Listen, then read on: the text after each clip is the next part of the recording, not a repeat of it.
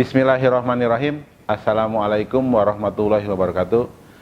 Bapak dan Ibu, sekarang kita ada di sesi ketiga, yaitu merencanakan kesusahan. Banyak orang bilang, Pak Ridwan, buat apa merencanakan kesusahan? Kita sudah susah, tidak usah direncanakan lagi.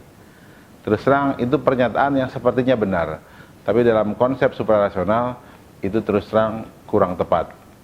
Nah, begini cara berpikirnya. Pertama, manusia itu dalam dunia inilah pasti semua berpasang-pasangan. Ada siang, ada malam, terang, gelap, kiri, kanan, laki-laki, perempuan, kaya, miskin, susah, senang, dan lain-lain. Nah, seperti ada di surat Yasin ayat 36, ya. Bunyinya adalah Maha Suci Tuhan yang telah menciptakan pasangan-pasangan semuanya, baik dari apa yang ditumbuhkan oleh bumi dan dari diri mereka maupun dari apa yang tidak mereka ketahui. Nah, semua ada pasangannya. Nah, begini, saya berpikirnya adalah susah pasangannya itu senang. Nah, bagaimana kalau kita merencanakan susah supaya mendapatkan kesenangan? Setelah itu pasti kita akan mendapatkan kesenangan yang tak terduga. Begini konsepnya. Dalam hidup, ketika orang mendapatkan kesenangan, setelah itu pasti mendapatkan kesusahan. Ya, atau orang yang sudah mendapatkan kesusahan, setelah itu pasti mendapatkan kesenangan. Tapi biasanya orang melakukan itu ya sifatnya menyerahkan kepada kondisi alam atau kondisi situasi di dunia nyata. Dalam konsep merencanakan kesusahan adalah kita merencanakan kesusahan ya untuk mendapatkan pertama kesenangan plus kesenangan yang tak terduga. Begitu konsepnya. Contoh sederhananya begini. Nih ilustrasi ya. Kalau misalkan nih Bapak Ibu misalkan pergi ke suatu tempat untuk berwisata, belanja sana sini, itu senang kan? Setelah senang pasti susah. Kenapa? Uang untuk mungkin kebutuhan 1 bulan sudah habis. Nah, merencanakan kesusahan adalah ketika misalkan hari Kamis ini kita berencana untuk puasa. Setelah itu pasti di sore hari pada saat berbuka kita mendapatkan kesenangan. Dan mungkin ada lagi kesenangan lain yang tak terduga. Dan merencanakan kesusahan juga bisa menghindari kesusahan yang seharusnya datang. Misalkan begini, minggu depan akan ada ujian misalkan untuk masuk perguruan tinggi atau untuk mendapatkan beasiswa. Sekarang kita sudah merencanakan susah dengan cara belajar terus, beribadah terus untuk persiapan ke sana. Setelah susah 1 minggu, kita akan mendapatkan kesenangan. Insya Allah dengan bentuknya kita lolos dalam tes tersebut. Nah, itu maknanya. Dan itu artinya apa? Kita memindahkan kesusahan yang harusnya tidak lolos menjadi lolos. Bisa dipahami? Nah, lanjutnya begini. Makna memaknai kesusahan itu ada dalam surat ya Al-Insyirah ayat 5 dan 6. Fa innamal usri yusra, innamal usri yusra. Karena sesungguhnya sesudah kesulitan itu ada kemudahan, sesungguhnya sesudah kesulitan itu ada kemudahan. Di situ saya berpikirnya adalah setelah kesulitan ada kemudahan. Berarti kita rencanakan aja kesulitan. Pastilah itu pasti ada kemudahan. Dan dengan direncanakan kesulitan itu, insya Allah kita tidak merasa berat menjalaninya. Bisa dipahami Bapak Ibu? Ya ilustrasi sederhananya begini. Kalau hari Kamis ini kita merencanakan puasa, pasti kita sahur dulu. Dan ketika kita menjalaninya pasti tidak berat. Tapi ketika kita hari ini puasa tanpa direncanakan, artinya tidak sahur, pasti kita berat. Gitu ya? Oke. Nah sekarang kita lanjutkan. Merencanakan susah ini sebenarnya adalah proses untuk meningkatkan sumbu X, Y, Z tadi. X itu apa? Berarti kemampuan panca indera, amal soleh kita meningkat. Kemudian Y itu hati, keimanan kita meningkat. Z itu akal, kemampuan menasihati kita dalam kebenaran dan dalam kesabaran juga meningkat. Nah, bentuk merencanakan kesusahan itu, nih, untuk hati, kita bisa melakukan dengan cara yang beragama Islam nih ya, sholat berjamaah, sholat duha, puasa Senin Kemis, menjaga wudu, baca Al-Quran, dan lain-lain. Yang agama lain sesuai dengan keyakinannya masing-masing. Nah, bagaimana dengan akal? Merencanakan susah dengan cara apa? Belajar, baca buku, ikut organisasi, ya, mempelajari hal-hal baru, supaya akalnya terus berkembang. Itu merencanakan susah. Kemudian panca indera. Bagaimana panca indera? Dengan cara sering berolahraga, makanan yang cukup gitu, dan melakukan hal-hal yang sifatnya fisik, sifatnya keterampilan, supaya panca inderanya berkembang. Kita kan semakin membesar, ya, berarti rezeki baru pasti akan masuk. Artinya dengan kita makin susah membesar, berarti kemudahan itu datang. Berarti ayat tadi sudah sangat nyambung ya, Bapak Ibu. Bisa dipahami ya. Nah, terus terang orang-orang yang merencanakan susah, insya Allah akan menjadi orang-orang yang luar biasa. Banyak tokoh-tokoh yang mungkin awalnya tidak dianggap, tapi karena merencanakan kesusahan, akibatnya apa? Beliau menjadi orang-orang besar. Walaupun tidak kaya, beliau namanya harum sampai sekarang. Contoh misalkan Bilal bin Rabah, beliau adalah awalnya budak. Kemudian beliau merencanakan kesusahan, salah satunya adalah menjaga wudhu. Sampai kata Nabi, terompahnya saya sudah ada di surga sebelum beliau meninggal. Dan beliau pun bagus dalam hal azannya, sehingga disebut muazinnya Rasulullah. Dan beliau terkenal sampai sekarang. Ada lagi yang lain, seperti Abu Hurairah. Beliau orang yang miskin, tapi mau merencanakan susah dengan mempelajari hadis-hadis Nabi, dan beliau pun terkenal sampai sekarang. Dan orang-orang yang merencanakan susah itu, sampai sekarang ada dan terus akan ada.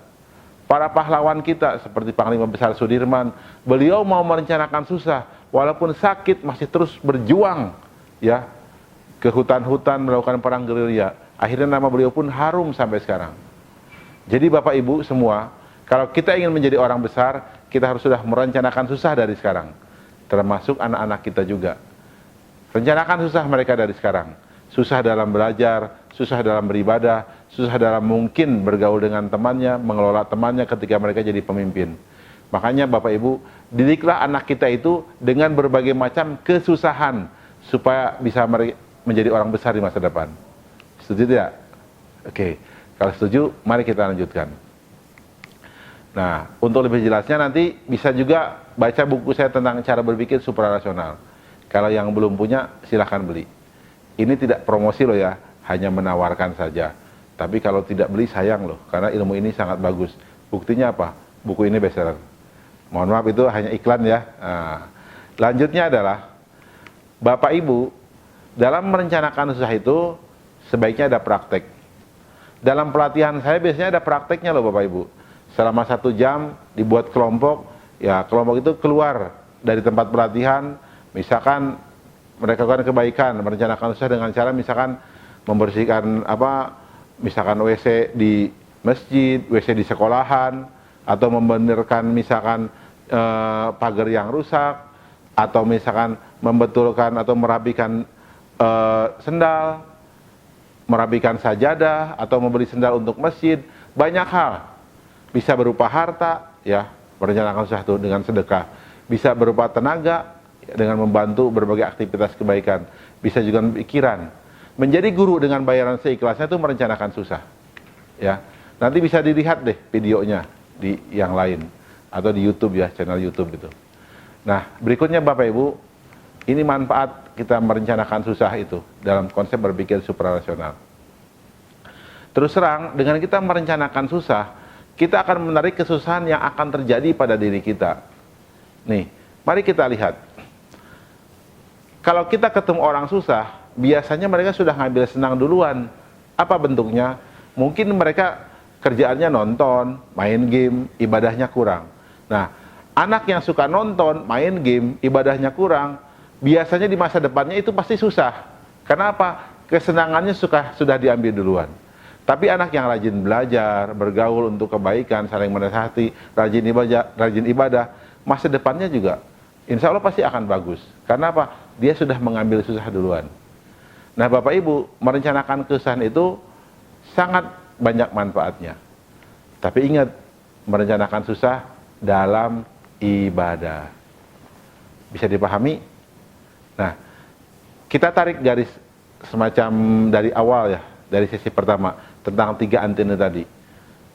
Hati, akal, panca indera. Itu kan membentuk tabungan jiwa. Tabungan jiwa itu lebih berharga daripada tabungan raga. Dan ternyata tabungan jiwa itu membesar ketika kita merencanakan susah atau merencanakan kesusahan dan menjalaninya. Bisa dipahami?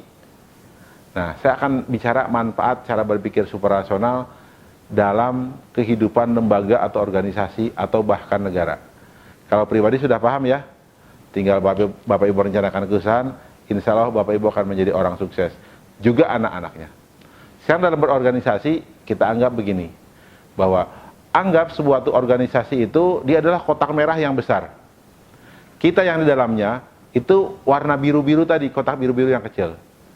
Kalau kotak warna merah itu lebih besar daripada kotak-kotak warna birunya, berarti lembaga itu bermasalah, atau organisasi tersebut bermasalah. Jadi, bagaimana supaya masalah itu selesai? Nah, kita buat, pertama, si kotak warna biru itu disusun membesar, dan besarnya kalau bisa sama dengan yang warna merahnya, sehingga si kotak warna biru tadi menutupi kotak warna merah. Apa yang dilakukan? Berarti begini, secara manajerial diperbaiki perusahaan tersebut. Mungkin ada yang kurang dari sisi apanya, SOP-nya dan segala macamnya. Kemudian secara suprarasional diperbaikilah ibadahnya, ya. Y-nya diperbaiki berarti ya harus rajin beribadah. Mungkin kalau yang beragama Islam di perusahaan tersebut biasakanlah sholat berjamaah, biasakan juga puasa Senin Kemis. Terus kemudian juga tadi karyawannya dilatih keterampilannya, ya disekolahkan lagi atau dikursusan lagi, dan harusnya juga ada olahraga yang buat mereka itu bisa sehat. Nah, ketika besarnya kotak biru tadi sama dengan kotak merah, masalah beres. Dan ketika kotak biru lebih besar daripada kotak merah, insya Allah perusahaan tersebut akan menjadi perusahaan yang maju. Karyawannya sejahtera, gajinya besar, dan terus berkembang perusahaan tersebut. Nah, Bapak Ibu, kesimpulannya nih, mulai saat ini Bapak dan Ibu harus merencanakan cukup satu rencana kesusahan saja dulu, yang dilaksanakan secara rutin dan istiqomah. Dan kalau bisa ajak teman-temannya juga merencanakan kesusahan, supaya sebagai sebuah lembaga itu menjadi kuat. Nah, harapannya begini Bapak Ibu, jika kita semua merencanakan kesusahan, misalkan saya mengajar seikhlasnya, Bapak Ibu guru juga mengajar seikhlasnya misalkan, terus yang pengusaha merencanakan kesusahannya dengan cara bersedekah, mengajak karyawannya juga sholat berjamaah, para pemimpin merencanakan kesusahannya dengan menjadi contoh kehidupan, rajin sholat berjamaah, berdakwah yang baik untuk umatnya, untuk yang dipimpinnya. Insya Allah tabungan jiwa bangsa ini ya akan besar, tabungan jiwa individu juga akan besar. Maka saya yakin insya Allah Indonesia akan menjadi negara yang adil, makmur, dan sejahtera. Karena apa? Rakyatnya juga sejahtera, rakyatnya juga cerdas, aman dalam kehidupannya, nyaman dalam kehidupannya. Bisa dipahami? Kalau sudah, tolong mulai sekarang rencanakan kesusahan satu saja. Sepakat? Terima kasih.